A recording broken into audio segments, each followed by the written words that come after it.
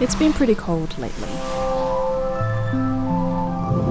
And I absolutely love a good bowl of ramen. Inspired by my favorite food on a chilly day, I made a miniature ramen shop. Some of the best ramen shops are cozy, small, and tucked away like hidden gems waiting to be discovered. Similarly, this model has its own hidden secrets. This piece isn't based on any particular place. It's just my take on the Japanese ramen experience. And in this video, I'll be sharing the different details that I've added to recreate the traditional ramen shop. In my mind, the perfect space was a cozy shop with a welcoming atmosphere. There will be a few steps at the entryway that leads into the shop. Stacking corrugated box cardboard is a great way to create this. The plan was to have a doorway in the corner with a few steps leading into the shop. There will be a compact kitchen on one side, connected to a semi-outdoor seating area, and it will have a single wooden countertop with stools flanking the two edges of the kitchen. The other side of the restaurant will have a narrow staircase leading up to a second floor, and a compact toilet beneath it. Each cardboard sheet measured around 1mm thick, which I thought worked well as a single step in the 1 in 100 scale. By adding steps to the floor plan, I could play around with different materials to create a layered floor. Starting with a black cardboard cake box, I cut a rectangular base, and this layer will also be attached to a magnetic sheet. I also split some paddle pop sticks into 1mm strips or some wood planks before tiling the top floor layer and painting it down with some acrylic paint. The base will also sit above a slab of concrete, which I made by painting some cardstock a grey colour. This concrete base layer will hold the outside of the restaurant, including the shop front and back patio. We can now assemble the magnetic compartments to create the removable floor layers, starting with the magnetic bottom of the restaurant. These magnetic sheets come with an adhesive side, so I can just peel off the adhesive cover and attach it to the black cardboard base. I then assembled the remaining floor layers, adding magnets beneath both the kitchen and staircase. I decided to add some floor tiles to the entryway and tried experimenting with some nail polish. The nail polish was a lot harder to apply than I expected. It turned into a thick coat and I had to improvise to fix up the tiles. I got some scrap cardstock and carved out the edges while the nail polish was still drying. I also tried painting some black acrylic paint on the tile edges, and it actually dried to resemble the look of tile grout. I then added a few more coats of nail polish and cleaned up some blemishes with paper dipped in acetone.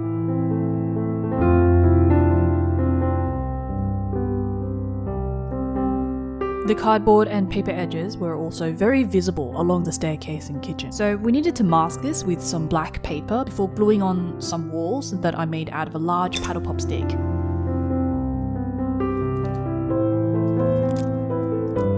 I added some beams in place to stabilize the walls while I moved on to the kitchen. The magnetic kitchen floor would measure only 3 by 4 centimeters. I started by cutting out a strip of craft paper for the floor edging. The front kitchen walls will be a half-height wall to accommodate the diner countertop. I opted for a golden yellow colour and wrapped the painted strip of paper around the kitchen floor. The back wall will be a full height wall, which I made out of a paddle pop stick that I cut to size.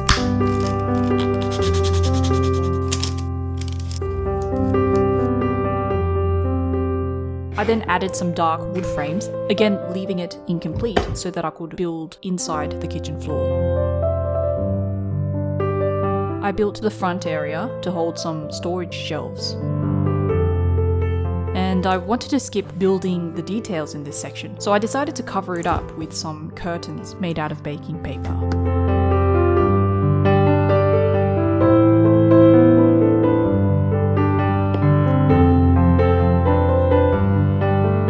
I also added some thin strips to decorate the kitchen entry door. Before I could finish off the remaining kitchen exterior, I had to craft the kitchen appliances. I scrapped some cardboard backing. This cardboard measured a little thicker than 300 GSM and had a smooth finish. This thickness was good for stacking cut pieces together to create 3D shapes. The smooth finish also helped with simulating metal surfaces, which I would later paint over with some silver paint.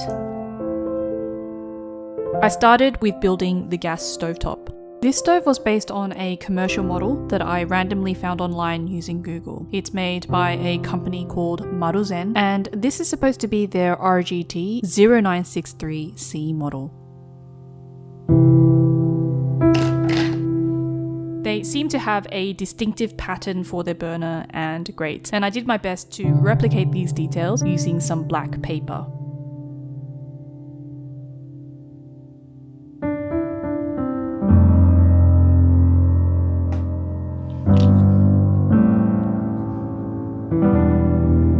I also attempted to make their noodle boiler. This is part of their MRK series, and I again used black strips of paper for the strainer handles sitting above the boiler baskets. I placed these kitchen components next to a silver bench top, which could serve as a cooking surface. I also rolled up some paper into a 4mm cylinder to build a pressure cook pot. And this was supposed to be modeled after a soup pot from the Sanseido MS soup pot range. But it turned out very different from the reference material, and I'm not sure if it's supposed to sit on a gas stovetop, but I placed it there anyway. These fixtures also needed a range hood, which I built by stacking cardstock and adding a cut piece of plastic tablecloth, which I painted grey for the grease filter. Using black paper, I added some more details with the settings display and buttons. Beneath the range hood would sit a metal shelf with a railing and some small ladles made out of 1mm paper discs, molded into domed scoops attached onto a thin strip of paper.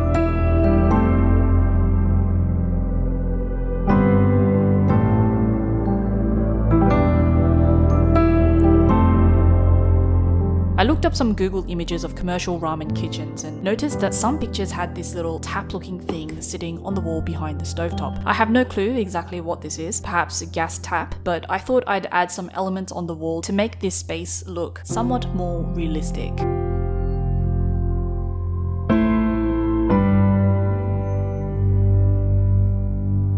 Some other details for this compact kitchen included a little microwave, which was supposed to look like this commercial microwave from Panasonic. Again, it looks nothing like the reference, but I had fun making this and just decided to go with it. I also made some tiny sauce and seasoning bottles sitting in a crate or basket container, and I mounted these above the microwave. A fridge sitting under the counter would also work well for this compact kitchen, and I based my miniature fridge on the Hoshizaki RTC model.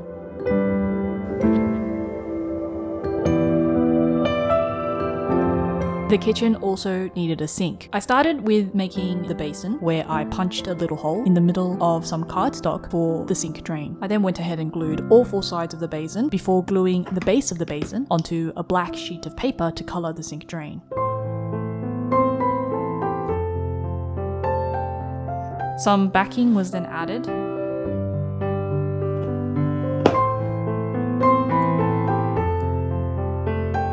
I then baked some silver polymer clay into the shape of a tiny cane for the sink tap, and added a tiny piece of clay on the side for the handle. For the final touches to the sink, a small piece of white fabric adhesive was added to look like a small hand towel. To add a bit more decor into the kitchen, I made a wall clock out of coloured paper and multiple glazes of nail polish. And the nail polish was actually really bad to work with. It had lots of bubbles and it was really hard to control. I had to make it again, and on the second attempt, it still had bubbles, but it was a bit less distracting than the first attempt. So I just added this second clock onto the kitchen wall. Finally, I tried making a tiger rice cooker and mounted this on a dark wooden shelf, which was further decorated with some more sauce bottles and some stacked food bowls made of polymer clay. This wooden shelf was then mounted beside the stove to complete the kitchen floor. Once all of these details were done, I was able to finish off the kitchen exterior, including the wooden frame. I also covered up the base of the kitchen magnets with some craft paper to give it a bit more of a seamless look and feel. Since I already had craft paper on hand, I also used it on some cardstock for the outer staircase. The floor of the staircase is just a narrow rectangular 1.5 by 5 centimeter strip, and I wanted to play around with some different wallpaper designs. I ended up going for a warm floral pattern that I thought would work well for the compact toilet. I made sure that the wallpaper design lined up correctly on all 3 walls before moving on to the staircase. Like the kitchen, I went with gold for the staircase wall. And I used single sheets of corrugated box cardboard for each step, stacking them on top of each other for the staircase. The measurements came down to 1mm increments for each layer going up the stairs to the second floor.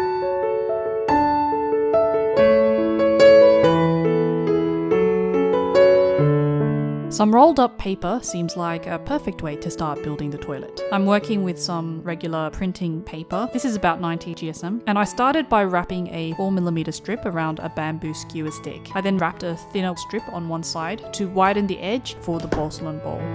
This rounded strip of paper was then gently bent into an oval shape before layering some more paper to further shape the toilet. I then traced out the shape of the whole toilet opening and molded this with some ball-tipped tools. It helped to soak the paper in water before doing this, and this way I was able to make a domed toilet lid.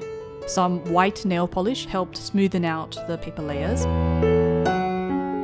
I then went on to punch out a toilet flush using a 1mm hole punch. I also wanted to make this a compact toilet and sink combo.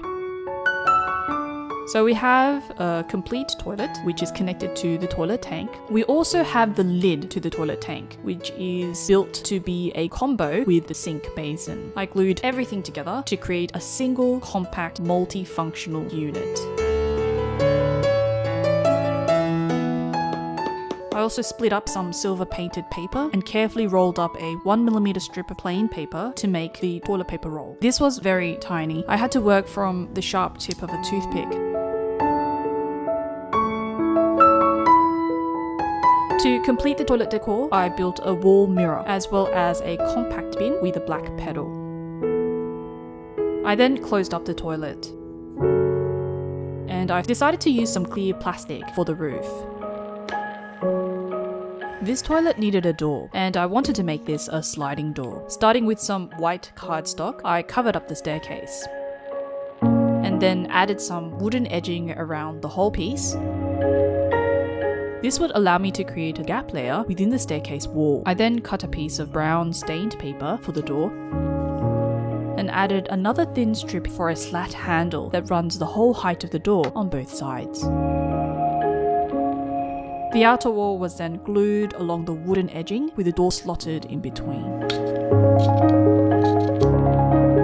We still needed to give this model a shop front. I simply cut a piece of cardboard for the front wall and also made some spaces for the door and window. Both sides of this wall will be white, so the other side of this wall was glued to a sheet of watercolor paper. I also wanted to create the Japanese paper-like shoji screens for both the door and window using some baking paper.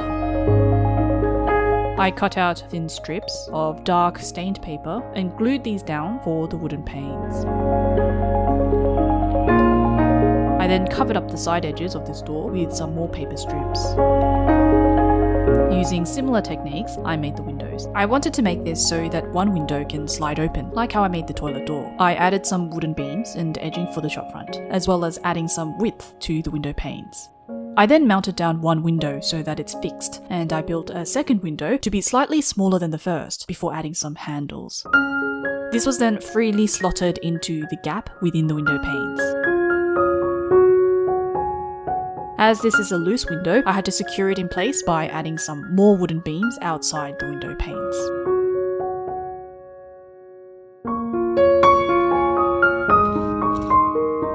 I finished off the interior for this wall by adding some wooden planks beneath the window, and then glued this wall down to my shop model. The front door ended up having a bit of a gap with the floor, so I added a small step beneath the door to mask this. For continuity, I added some wood planks on the staircase wall beside the toilet to match the decor of the shop front, and also some floor-to-ceiling vertical slats on the kitchen wall. With the interior coming to life, it was time to craft the dining areas. I firstly assembled a long bench table to sit beneath the shop front window. I then assembled the dining countertop. For the chairs, I went with some 200 GSM paper that I painted a golden brown, and I cut them into strips of varying widths from 1 centimeter down to 2 millimeters. I cut a 4 millimeter square and wrapped it around the thin 2 millimeter strip for the seat. Using the 7 millimeter width, I cut thin strips for the front chair legs and 10 millimeter thin strips for the back chair legs. We needed a lot of chairs to fill up this shop, so I scaled this process up to make a total of 13 chairs with a few backups.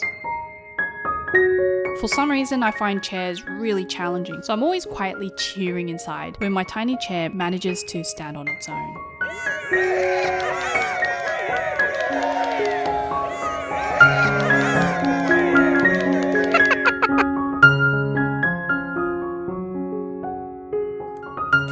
To add to the Japanese dining decor, I thought it was worth trying to add some liquor bottles on the wooden beam above the window, kind of like a display shelf. I rolled out a range of different polymer clay colors into thin rods, as thin as I could make them. I then sliced these different colored rods into tiny tubes and lids. I also attempted to print out random Japanese liquor bottle packaging labels into the smallest sizes possible.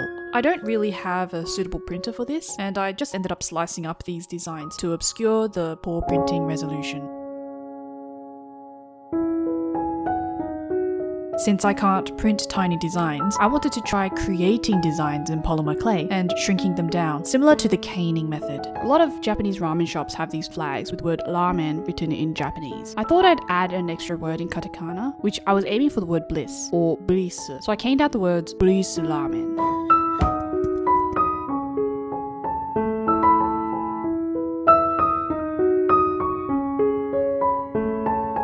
I also tried caning to make the male and female toilet sign, which turned out very warped, and by this point, I was just having fun with what I was coming up with and decided to just pick the neatest looking sign and add it to the model. I also tried twisting up some wires to make a little tree.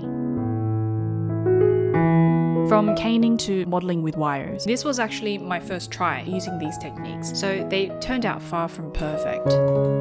The Bliss Ramen characters were also supposed to be Noren flags hanging in the kitchen, but they turned out a lot smaller than they were meant to, so I went with some fabric adhesives.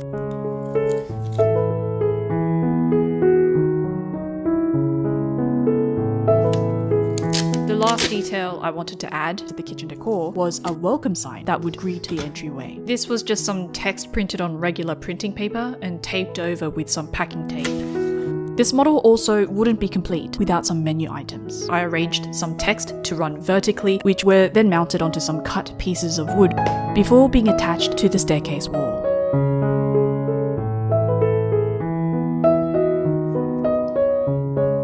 I added some text detail for the toilet sign as well.